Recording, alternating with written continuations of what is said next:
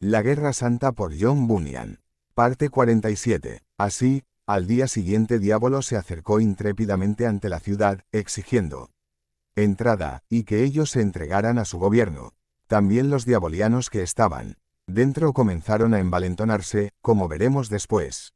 Pero el valiente Lord Alcalde replicó que lo que quería lo tendría que lograr por la fuerza, que en tanto que Emanuel, el príncipe de ellos, viviera, aunque por ahora no estuviera con ellos, como era su deseo, jamás consentirían entregar a alma humana a otro. Y con esto, Lord Recia Voluntad se levantó, y dijo: Diavolo, tú, amo del Averno, y enemigo de todo lo bueno, nosotros, los pobres moradores de alma humana, somos demasiado bien conocedores de tu dominio y gobierno, y con el fin de aquellas cosas que de cierto seguirán si nos sometemos a ti, para hacer tal cosa.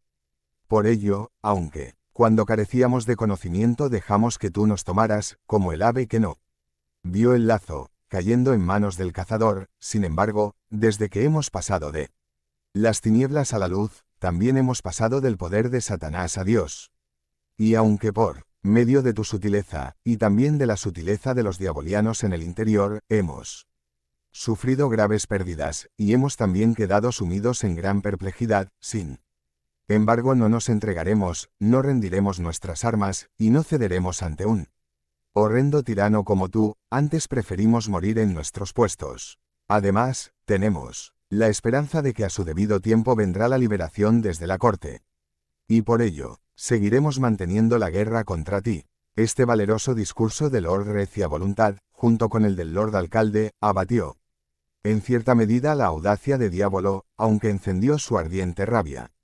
También fue de ánimo para los ciudadanos y capitanes, mas actuó como un apósito para la herida del valiente capitán Creencia, porque se ha de saber que este discurso, en estas circunstancias, cuando los capitanes de la ciudad y sus hombres de guerra habían vuelto derrotados, y el enemigo había cobrado aliento y valor para llegarse a las murallas y a exigir la entrada, como lo hacía, fue oportuno, y también ventajoso.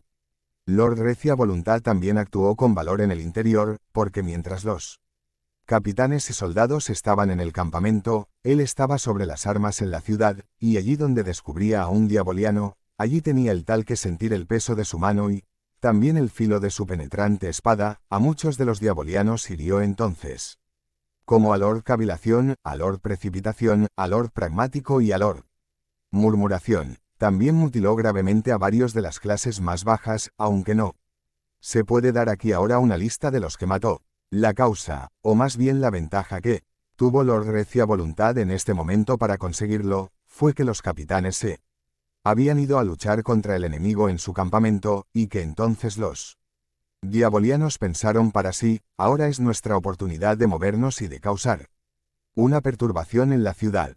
Entonces se reunieron en un grupo, y se lanzaron a perturbar a alma humana, como si nada hubiera en ella sino torbellino y tempestad.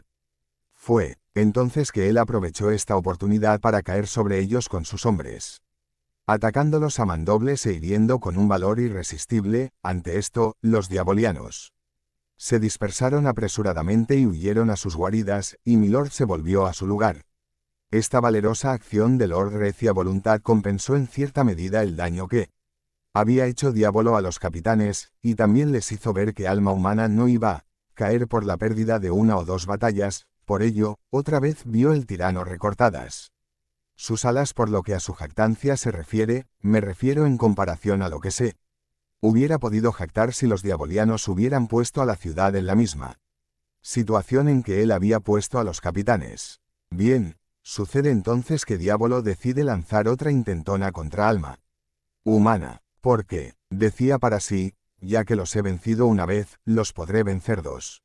Ordenó entonces a sus hombres que estuvieran dispuestos a una cierta hora de la noche para lanzar un nuevo ataque sobre la ciudad, y mandó en especial que lanzaran todas sus fuerzas contra la puerta de la sensibilidad, tratando de abrirse paso en la ciudad por ella. La consigna que entonces dio a sus oficiales y soldados fue: fuego del infierno, y añadió: si logramos forzar la entrada, como es mi deseo, que aquellos que entren procuren no olvidar la consigna, y que nada más se oiga en la ciudad de alma humana sino fuego del infierno. fuego del infierno, el tambor debía también redoblar sin cesar, y los portaestandartes debían hacer ondear sus colores. También los soldados debían actuar con todo su valor, y cuidarse de cumplir valerosamente su parte contra la ciudad.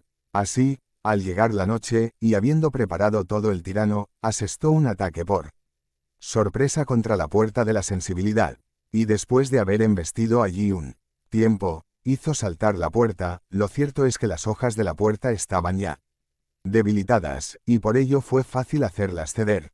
Cuando Diávolo hubo logrado hasta aquí su propósito, dispuso a sus capitanes, tormento e inquietud, en este lugar. Luego intentó penetrar más adentro, pero los capitanes del príncipe cayeron sobre él, dificultando su entrada más de lo que pensaba, y, para ser veraces, opusieron toda la resistencia que les era posible, pero siendo que 3 de sus mejores y más valerosos capitanes estaban heridos, y que por sus heridas habían quedado muy incapacitados para dar a la ciudad el servicio que querrían, y siendo que el resto tenían más que llenas las manos con los dubitativos y con los capitanes de Diávolo, se vieron abrumados por aquella fuerza, y no pudieron mantenerlos fuera de la ciudad.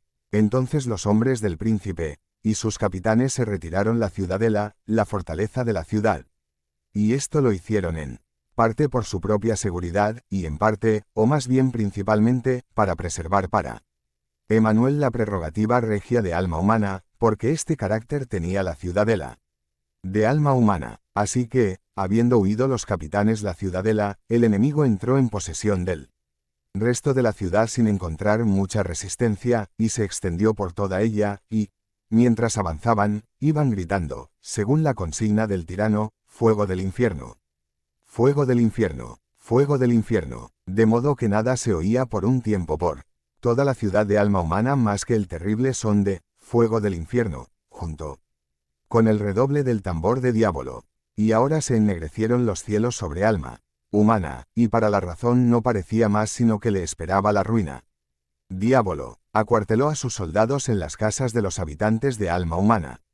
Sí, la misma casa del predicador subordinado se llenó de estos extranjeros dubitativos, tantos como pudieron caber, y así sucedió con la de milord alcalde y la de milord recia voluntad. No quedó un rincón, una casa humilde, un granero ni una pocilga que no estuvieran llenos de esta plaga. Echaban de sus casas a los hombres de la ciudad, se tendían en sus camas, y se sentaban a sus mesas en lugar de ellos. Ah, pobre alma humana, ¿cómo sientes ahora los frutos del pecado? Qué ponzoña destilaban las palabras lisonjeras del Señor Seguridad carnal. Causaron grandes destrozos en todo aquello en que pudieron echar las manos, incendiaron la ciudad en diversos lugares, también destrozaron a muchos niños lanzándolos contra las peñas, y los aún no nacidos los destruyeron en los vientres de sus madres, porque no se puede pensar que iba a ser de otra manera. Porque qué conciencia, qué piedad, qué entrañas de compasión puede esperarse de manos de extranjeros dubitativos. Muchas mujeres de alma humana, tanto jóvenes como mayores, fueron forzadas y violadas, y abusadas bestialmente. De manera que se desvanecieron, abortaron y muchas de ellas murieron, y así yacían por las calles y por los lugares de la ciudad. Y ahora alma humana no parecía más que una cueva de dragones, un emblema del infierno y un lugar de negra tiniebla. Ahora alma humana parecía un yermo estéril. Nada aparecía sobre la faz de alma humana sino espinos, cardos, zarzales, malas hierbas y plantas hediondas. Os he dicho antes cómo estos diabolianos dubitativos echaron de sus camas a los hombres de alma humana. Y ahora añadiré que los hirieron, los apalearon, y casi descerebraron a muchos de ellos. A muchos, he dicho. Más bien a casi todos, por no decir que a todos ellos. Y tan malherido quedó el señor conciencia, y tanto se enconaron sus heridas, que no podía descansar ni de noche, ni de día, sino que yacía como si estuviera de continuo sobre el potro del tormento. Si no fuera porque Sadai lo controla todo, lo habrían matado en el acto.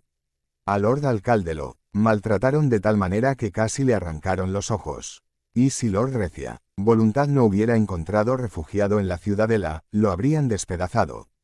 Porque a él lo consideraban, tal como estaba ahora su corazón, como lo peor de alma humana contra Diávolo y sus partidarios.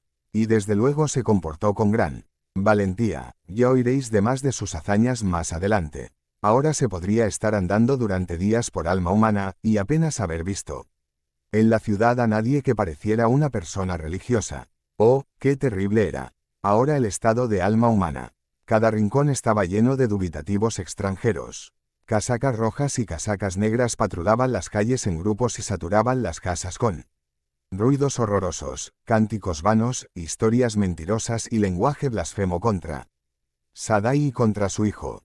También los diabolianos que habían merodeado en las murallas, grietas y guaridas de la ciudad de alma humana, salieron y se mostraban abiertamente, sí, caminaban codo con los dubitativos que habían entrado en alma humana. Ahora gozaban de más libertad para caminar por sus calles, para estar en las casas y para mostrarse en público que los naturales de la ahora desgraciada ciudad de alma humana.